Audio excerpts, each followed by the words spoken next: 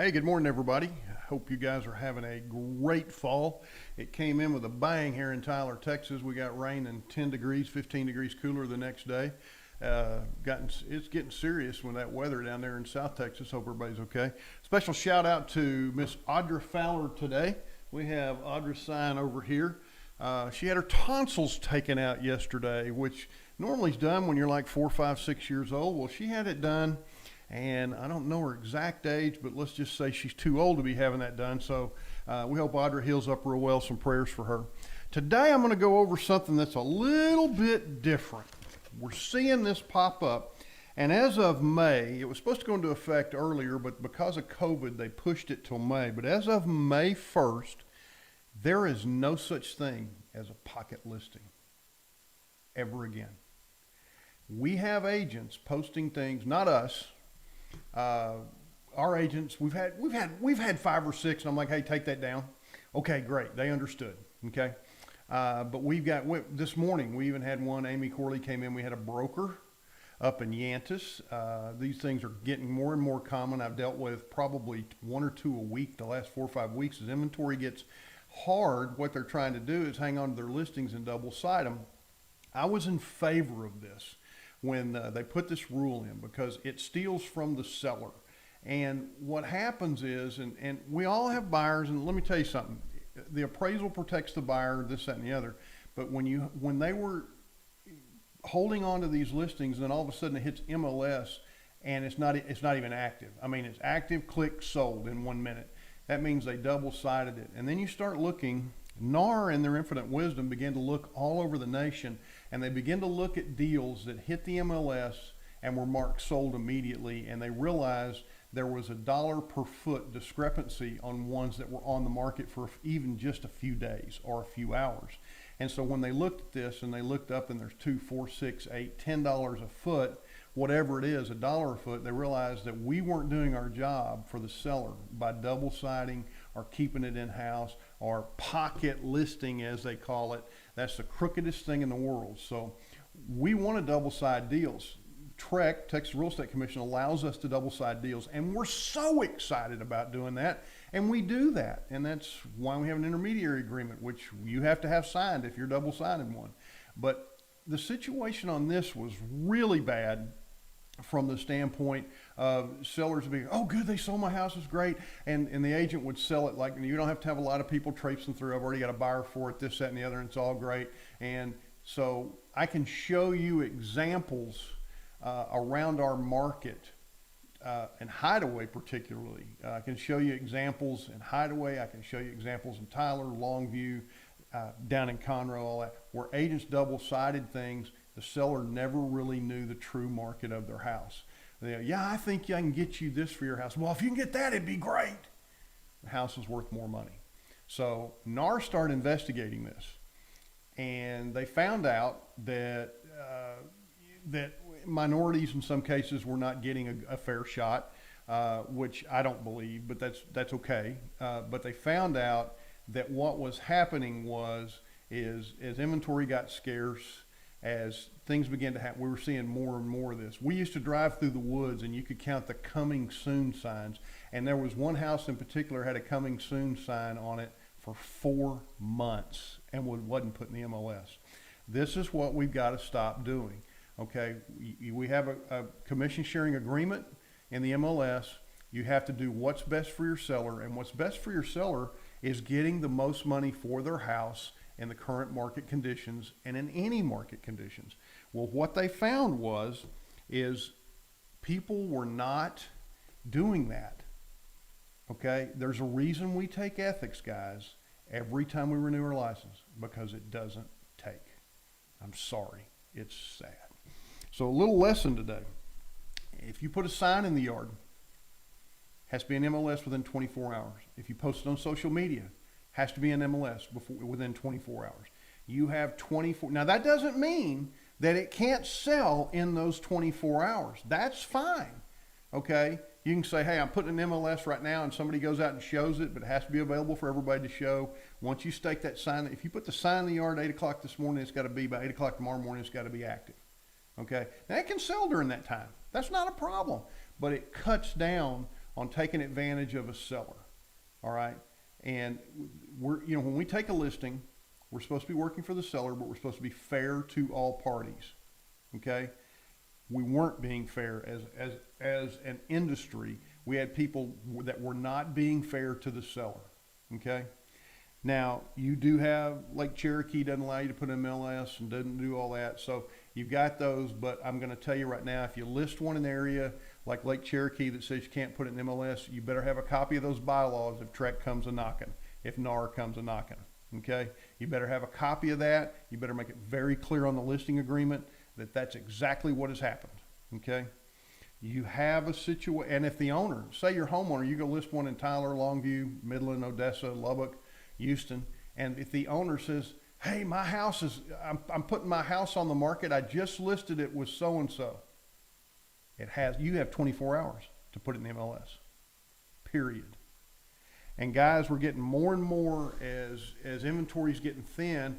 A broker today did that, and trust me, there was no way to avoid not knowing about this. Every MLS posted it. Every MLS did classes on it. We got personal emails from National Association of Realtors. We got emails from TREC.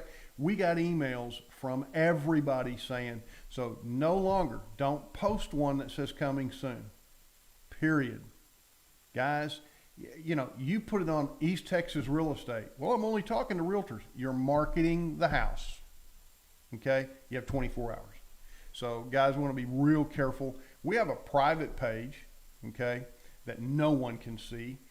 And I'd be leery of even doing that, okay? But most of the ones we put on there are in the MLS within 24 hours anyway. So one of those type things. So if the customer says, well, yeah, I'm going to take a week to get it ready, don't put a sign in the yard. I'll be back in a week. Let's get this signed, get everything. Don't put it on social media. Don't do anything about that. Go ahead and get it listed and put a week later to put it in the MLS, put that in the contract, in the listing contract. So you want to be very, very careful. Guys, they're enforcing this rule, and I know why.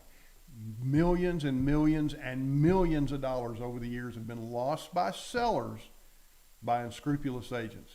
Not good, okay? Now, if you're going to list something, list it for the right price. It's also against ethics to list something too high. And I'm going to cite you an example of that. Had a house over in Canton. We were talking to one of our agents yesterday. They listed for $400 and something thousand, like $470,000. They're now, we didn't, another agent did. They're now down to $350,000 and still getting no buyers. How do you list? You can't list a house at $120,000 over. So we want to make sure if we're listing them that we price them in the market, not on the market. Just putting a sign in the yard and putting any old price on it, no. In the market, and in the market is where they sell. And what happens is when a seller overprices a house so bad, all right, then they get the reputation of not being. If you see a house right now that's under $500,000 and maybe $1 million, but at least $500,000 that's been on the market 90 days in anywhere in Texas, there's a problem with the agent or there's a problem with the seller. I'm just going to tell you that right up front. It's listed too high. They're being unreasonable. We got our team up around Sulphur Springs and all that. They're working with $1 million listing out of an agent here in Tyler. And when it's over, we're probably going to file a TAR complaint. And I hate doing it. I've tried to avoid it, but unfortunately we're going to have to. She has done everything. She's wanting to call the appraiser. She's wanting to do this. She interferes all the way. And then when something needs done, she won't do it. She makes everything personal and everything combative against people that are just wanting to get the deal done. And it's horrible. They listed in MLS that it came with all kinds of stuff. Then when they sent the contract over, oh no, it doesn't come with that. Well, you put it in MLS. You can put it in Associated Docs. Well, that was a mistake. A mistake twice. Also, there's a couple of things I did learn.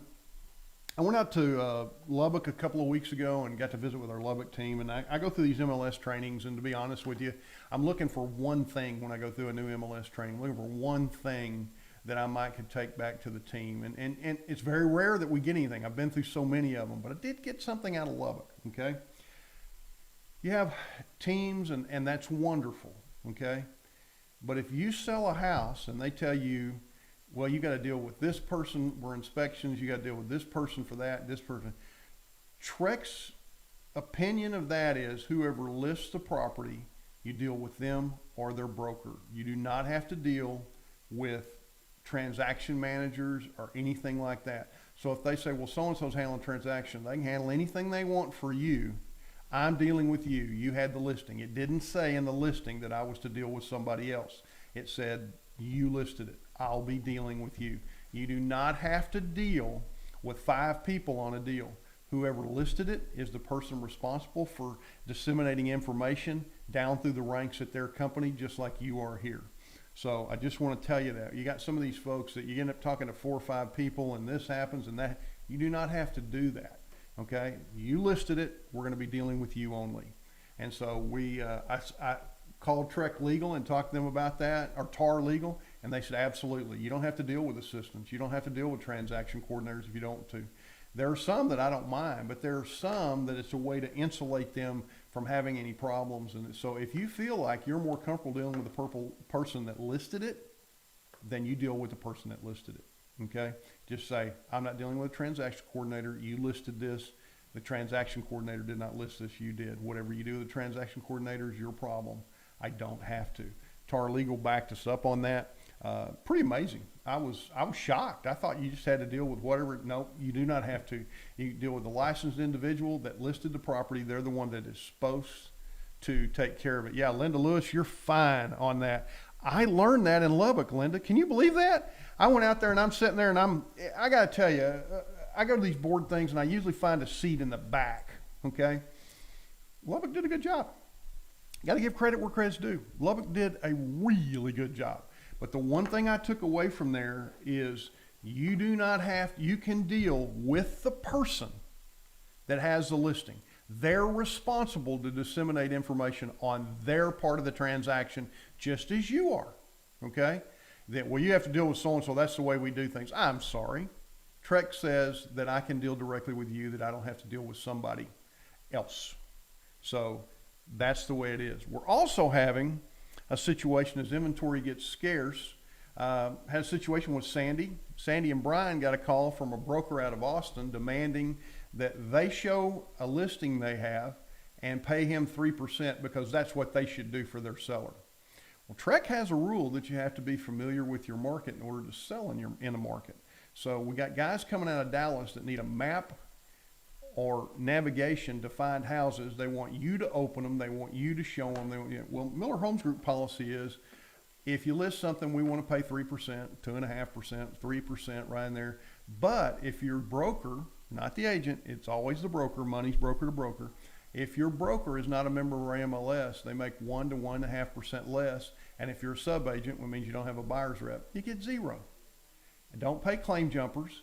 If we go out and show a house and we do all of this, then all of a sudden a day later we get a contract from somebody in Dallas from the same people that we showed, they're not going to get paid, guys. Y'all are procuring cause. And so there's some things to look at. We're having more and more of that where Dallas agents just say, call the listing agent, go look at it. If you like it, I'll write the contract up. And then they try to play this game. Well, don't you want to do what's best for your seller?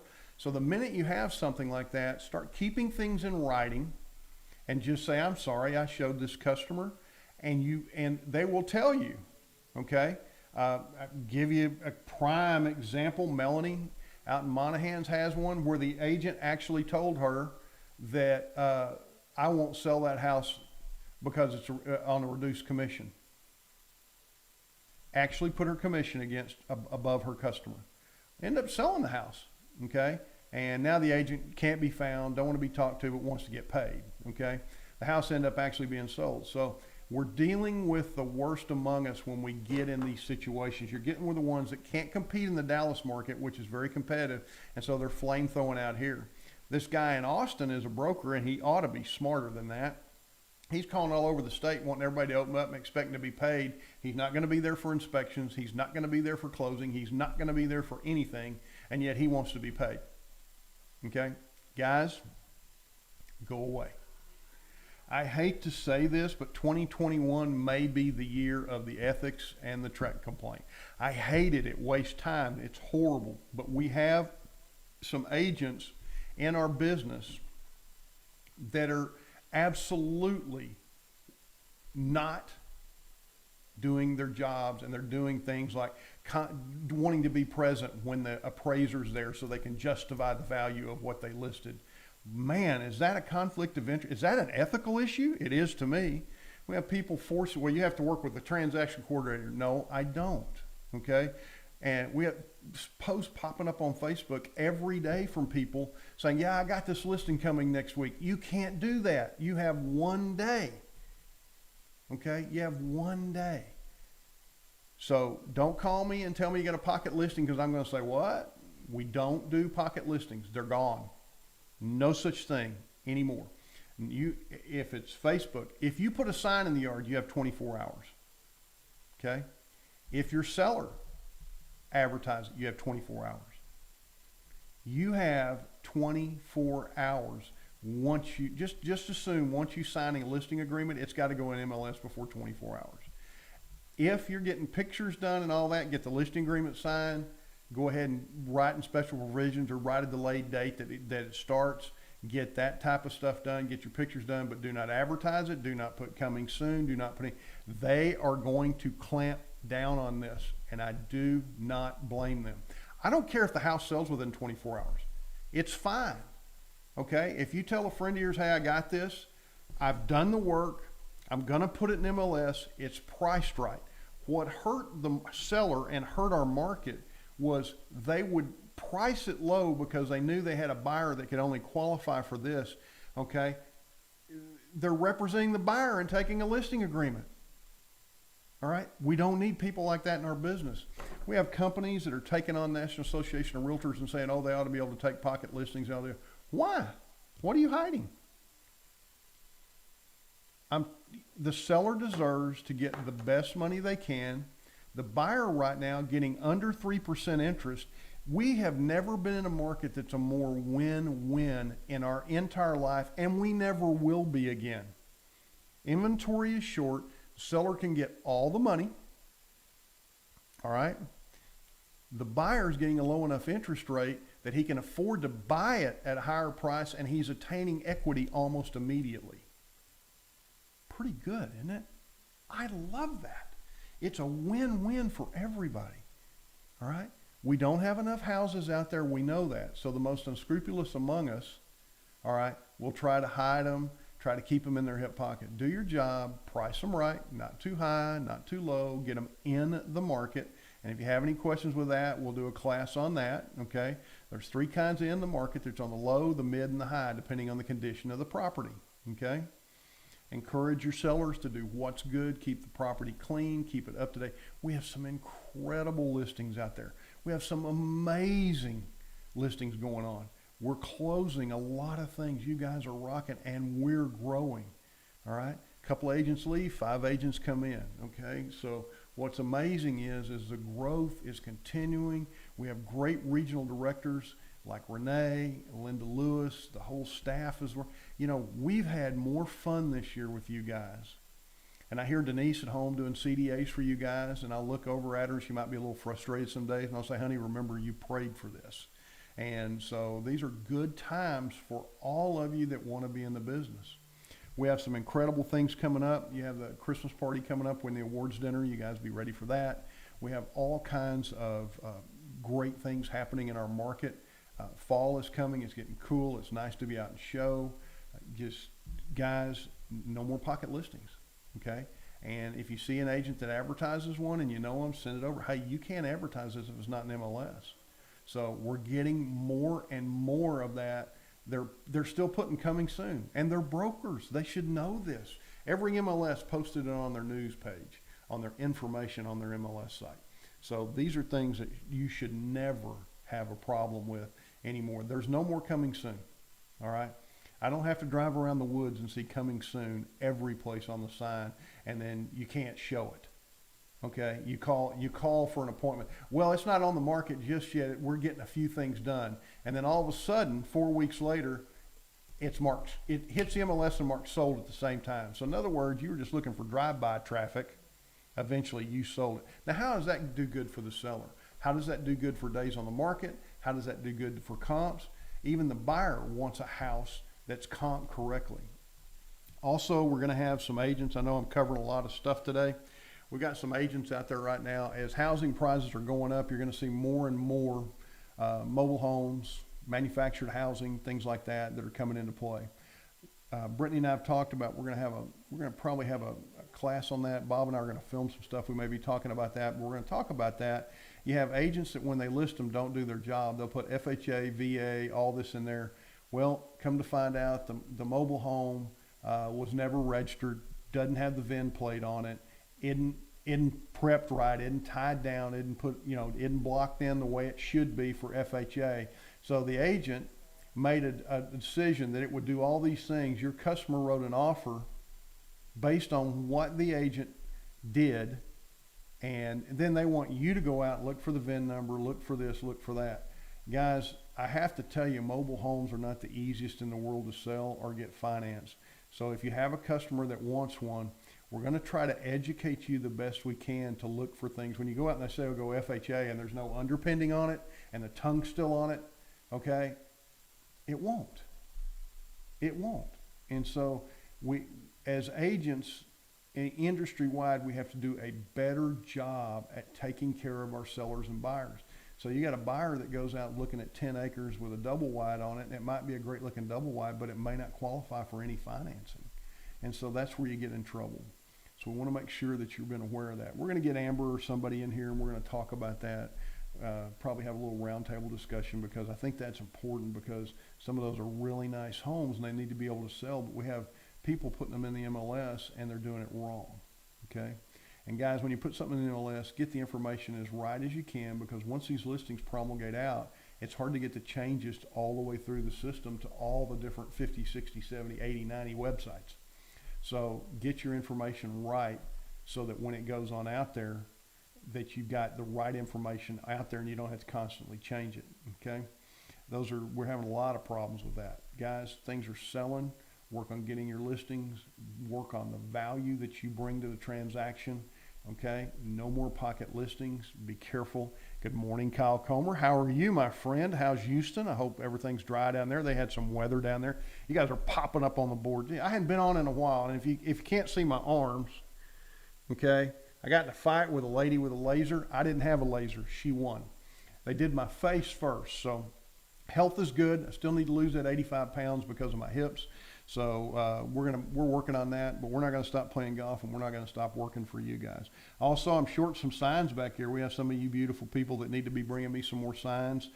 We've got some wonderful signs back here. Just had our capper lunch and was proud of all the people that did that. And folks, we every year it gets bigger, and every year there's new faces. And Denise and I were talking, and there's a few faces we expect to see there next year. We really do. And you may know who you are and you may not, but we hope you're there, because each year it gets bigger and each year it gets better. We were going to take everybody on a cruise this year, but the boat sunk, or what is it? The COVID sunk the boats, or whatever it is. But we don't know what we're going to do next year. The ladies will decide. I just get to show up. So it works out really well. Guys, everything we've gone over today, I know we've been kind of rambling, haven't been on in a while, but I want you guys to please understand, tighten up your ship, all right? Quit taking garbage from realtors that shouldn't be in our business. All right. We don't do pocket listings anymore. We don't do coming soon anymore. Watch what you're doing. If realtors are lazy, inventory is selling. So the situation that we have, if you get a realtor that's just doesn't want to do their job for their customer, whose money are they spending? I always say, whose money are they spending? They're spending their client's money, because there's another customer, another buyer, another seller waiting to do business with you.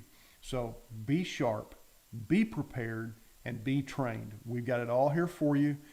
Any ideas, post it on the page. Do what we can. Let's get you guys rocking and rolling. We've got Halloween coming up. I would imagine, I love what McKenzie over in Longview says they're going to have a protest in their neighborhood. Everybody bring candy and wear a mask. And wear a costume. So that, I think we may have a protest on our street on Halloween night. So I'm looking forward to that. You guys have a great one. I'll be back on next week with some important things. Tell me what you want to learn about. This week I felt this was important. That's why I'm in here with the ball cap and everything. I just bring it to you. So you let me know what you need. We'll find somebody to bring it to you. Bless you all and love you all. Appreciate you.